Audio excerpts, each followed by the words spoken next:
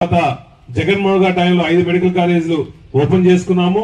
ఇంకా మెడికల్ కాలేజీలు మొత్తం కూడా 50%, 60%, 70% కూడా కన్స్ట్రక్షన్ చేసిన మెడికల్ కాలేజీలు కావాలని చెప్పేసి పీపీపీ మోడ్ లో ప్రజల సొమ్ముని ఒక వాళ్ళ అనుబంధ సంబంధించిన వాళ్ళు కానీ వాళ్ళ బిజినెస్ మ్యాన్లకు కానీ ప్రైవేట్ పరణం చేయడం కోసం మేము పూర్తిగా వైఎస్ఆర్ కాంగ్రెస్ పార్టీ తప్ప జగన్మోహన్ గారి తరఫున పూర్తిగా వ్యతిరేకిస్తున్నాం. ఎందుకంటే ప్రజాస్వామ్యంలో ఒక రాజ్యాంగంలో విద్యా వైద్య కనీస అవసరం ఈ రాష్ట్రం కానీ ఏ దేశంలో కానీ విద్యా వైద్య ఏ గవర్నమెంట్ అయినా ఫ్రీగా కల్పించాల్సిన అవసరం ఉంది. ఈ గవర్నమెంట్ వచ్చిన తర్వాత ఆరోగ్యశ్రీని పూర్తిగా తోట్లు పడిచారు.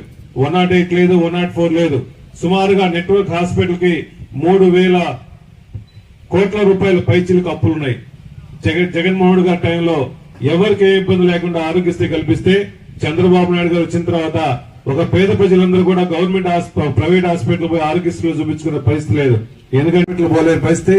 ఎంతో మంది ఇంట్లో అప్పులు సప్పులు చేసి భూములు అమ్ముకొని వాళ్ళ వస్తువులు అమ్ముకొని హాస్పిటల్ చూపించుకునే పరిస్థితి ఉన్నప్పుడు జగన్మోహన్ గారు కావాలని మన కోసం చేసే ఉద్యమం కాబట్టి ఇవన్నీ మెడికల్ కాలేజ్ సీట్లు కానీ మెడికల్ కాలేజీలు కానీ మన జిల్లాలో రాజశేఖర్ దయ వల్ల మనకు ఒంగోలు రిమ్స్ మెడికల్ కాలేజ్ వచ్చింది.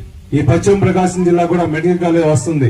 కానీ ఇన్ని మెడికల్ కాలేజీలు స్టార్ట్ చేస్తే జగన్మోహన్ గారికి మంచి పేరు వస్తుందని చెప్పేసి చంద్రబాబు నాయుడు గారికి కావాలని చెప్పేసి అన్ని మెడికల్ కాలేజ్ ని ప్రైవేటీకరణ చేయడం పూర్తిగా బాధాకరంగా ఉంది.